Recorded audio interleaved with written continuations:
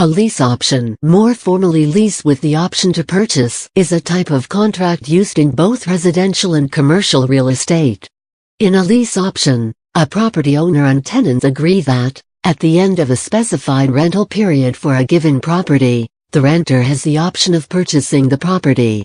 A lease option is different from a lease purchase contract, in that a lease purchase binds both parties to the sale, whereas in a lease option the buyer has the option but the seller does not. The example below describes a typical lease option for residential properties. Commercial lease options are typically more complicated. The contract is typically between two parties, the tenant, also called the lessee or tenant buyer, and the landlord, lessor, who owns or has the right to lease or dispose of the property. In order to have a valid option, the tenant buyer must in most cases provide valuable consideration, a fee, for the option. Generally, sellers will ask for as much as possible, often around 3%-5% of the purchase price. The tenant buyer usually will want to provide as little as possible, even a token amount of $100 represents consideration. The option gives the tenant the right, but not the obligation, to purchase the property at a later date. The lease option only binds the seller to sell, it does not bind the buyer to buy. That makes it a unilateral or one-way agreement. In contrast, a lease purchase is a bilateral, or two-way, agreement. The basic elements of a lease option are: 1. Buyer purchases the option. The parties agree to what the cost of the option is. As noted above, it can range from a token amount to 5% or more of the value of the property. The option fee usually is non-refundable. That is, if the tenant buyer fails to exercise the option, the money remains with the seller. It is not refunded. The reason: the option fee is not a deposit. The option fee has been used to purchase something of value, the option. 2. The parties agree to a purchase price. It can be decided that the price will be the appraised value at the time the option is exercised. Generally, however, the purchase price is agreed upon at the inception of the option. 3. The length in residential real estate is typically 1-3 years. However, it is often unwise for the tenant buyer to agree to a short period of time, often 2 years or less. The tenant buyer often is expecting that the property will appreciate in value, particularly if the agreed-upon purchase price is equal to or higher than the fair market value at the time of the inception of the option. Perhaps even more important, often the tenant buyer has credit or other financial issues preventing him/her from immediately purchasing. The option period is used to strengthen the tenant buyer's credit, amass rent credits, and position him/herself to purchase. That often can take several years. 4.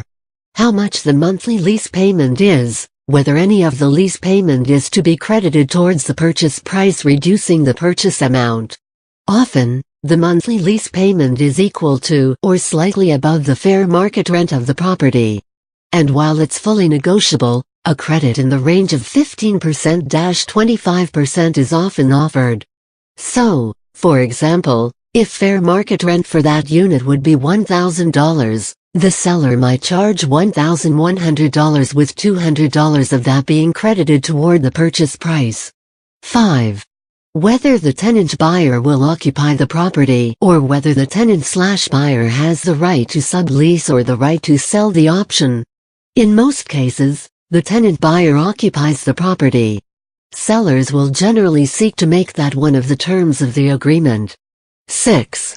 An investor may acquire a distressed property with a lease option and make improvements to the property. Then the investor can sell the option to a buyer that is willing to pay the new market value for a profit. It is a common financing technique with investors. However, it is riskier than other methods the investor could use for controlling the property. The risks include the seller's inability to transfer clear title when the investor seeks to exercise the option. In that case, the investor will have made improvements, sometimes substantial, to a property he/she doesn't own and may not be able to acquire.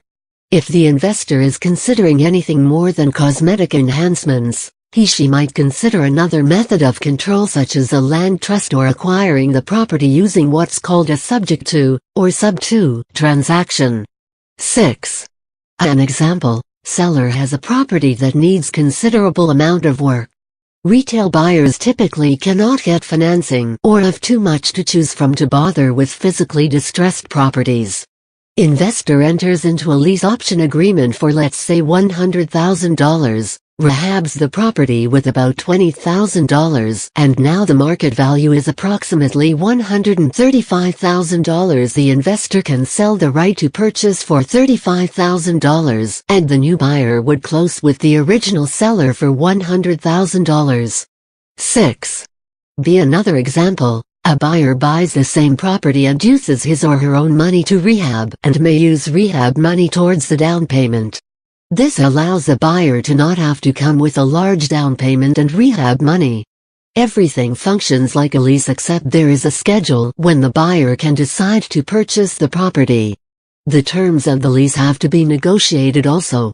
These include items typically found in leases: maintenance, utilities, taxes, pets, how many occupants, insurance, ability to make modifications to the property, and so on. One note, maintenance terms in a lease option often differ from those in a standard lease. In a typical lease, often the owner is responsible for all repairs, except sometimes for a $50 minus $100 per incident deductible. Basically, the owner is responsible for virtually all repairs. In a lease option, often a greater burden for repairs is shifted to the tenant buyer. During the term of the lease option, the tenant makes lease payments to the landlord for the use of the property with the terms mutually agreed. At the end of the contract, the tenant has the option to purchase the property outright. The tenant does so by going out and getting a mortgage. Excess credit may also be applied towards the eventual purchase of the property, or towards the down payment for a mortgage. Caution: the buyer and seller can agree to whatever they want, but when the buyer goes to get permanent financing, the bank has guidelines to what can be applied towards the down payment or the purchase. Typically, banks only allow an amount that is above and beyond market rent to be considered for a down payment. In that case, the lease option works as an automatic savings plan for the tenant. This down payment is applied as part of the option consideration fee. In the arena of lease option purchasing, this is a fee charged for the right to purchase the property.